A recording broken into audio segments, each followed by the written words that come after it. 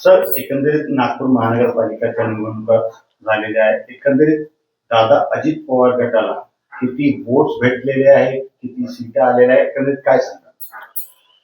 Rashtrawadi Congress party दादा group तर्फे महायुतीमध्ये आम्ही निवडणूक लढवावी, आमचा सर्व पदाधिकाऱ्याच्या कार्यकर्त्याचा मानस होता. आम्ही प्रयत्न केले. आम्ही एवढंच म्हणत होतो, आमचा स्वाभिमान राखला जाईल तर आम्ही महायुतीमध्ये तयार आहोत. परंतु शेवटपर्यंत कोणतीही चर्चा आमच्याशी करण्याकरता केली नाही. मग आम्ही आमचा पक्ष वाढवण्याचा अधिकार आम्हाला आहे. आमच्या सर्व प्रमुख पदाधिकाऱ्यांनी सांगितलं की जर आपल्याशी कोणी चर्चा करायला तयार होत नाही तर आपण पूर्ण शहरामध्ये निवडणूक का लढवायची नाही. त्यांच्या आग्रहाने पूर्ण शहरामध्ये आम्ही निवडणूक लढण्याचं धोरण जाहीर केलं. आम्ही नेहमी मी बोलत होतो की 151 जागी मी निवडणूक लढवणार जर सन्मानपूर्वक युती झाली नाही तर. तसंच झालं. शेवटपर्यंत कोणीही आम्हाला विचारायला आलं नाही. आम्ही खूप प्रयत्न केले. मग आम्ही ठरवलं, ऐन वेळेवर जरी झालं तरी आम्ही 86 ठिकाणी आम्ही उमेदवार दिले व त्यानंतर त्या कमी वेळेत सर्व ठिकाणी मी आमचे प्रयत्न केल्यानंतर आम्हाला जरी एक जागा मिळाली असेल, पण तुम्हाला मी सांगू इच्छितो, शिंदे सेनेनी महायुतीमध्ये 8 सीट त्यांना मिळाल्या. एकच उमेदवार त्यांचा निवडून आला. त्यांचं मताधिक्य जे आहे 1.24% त्यांना मतं मिळाले. शरद पवार दादा एकत्र जेव्हा होते तेव्हा राष्ट्रवादीची एक सीटच होती. वेगळं झाल्यानंतर आजच्या तारखेला त्यांची एकही सीट नाही. राष्ट्रवादी दादा गुटचा किमान एक नगरसेवक तरी आम्ही निवडून आणला व अनेक ठिकाणी फार कमी मतांनी आमचे उमेदवार पडलेले आहे. हे तुम्हाला सांगायला मला हरकत नाही.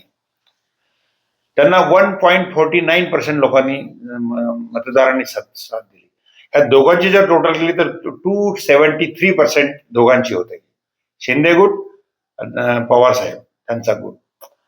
एकट्या एनसीपीला स्वतःच्या भरोश्यावर दादा गुटला 3.26 आम्हाला हे समजून घ्यायची गोष्ट आहे. दोन्ही मिळून जर विचार केला तर आम्ही 50% त्यांच्यापेक्षा वर चढाव 47.47 ने आम्ही पुढे आहोत. हे जाणीवपूर्वक मी तुम्हाला याकरता सांगू इच्छितो का शहरामध्ये आम्ही नवीन काम हातात घेतलं. 4-5 महिन्यातच आम्ही सर्व उभं केलेलं आहे. आमच्या नेत्यांना मी सांगितलं, आम्ही 86 ठिकाणी बीजे रोवलेली आहेत.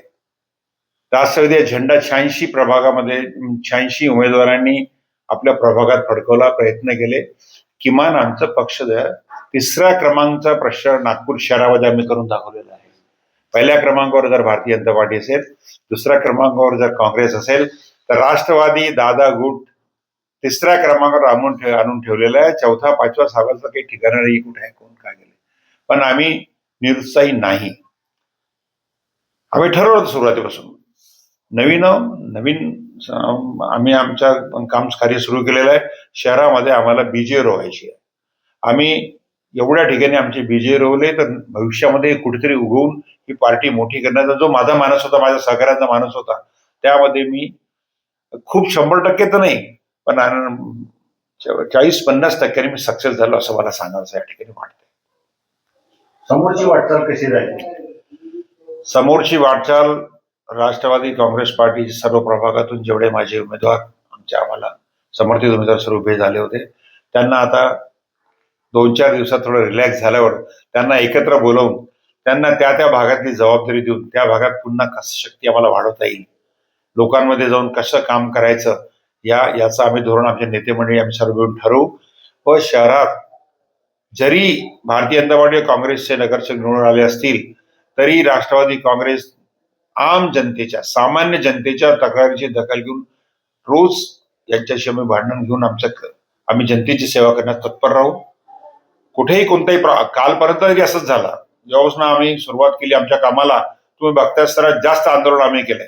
सफाईच्या संदर्भात, ट्रॅफिकच्या संदर्भात, बस स्टॉपच्या संदर्भात अनेक गोष्टी अशा ज्या आमच्यापर्यंत जनतेने आणल्या. आम्ही त्याच्यासोबत भांडण, म्हणूनच आम्हाला हा प्रतिसाद मिळाला आहे. म्हणून 2-3 पार्ट्यापेक्षा आम्हाला सर्वात जास्त मताधिक्य मिळालेला आहे असं मला या प्रसंगी सांगावंसं वाटतंय. आम्ही जोमाने तसंच कार्य सुरू ठेवू.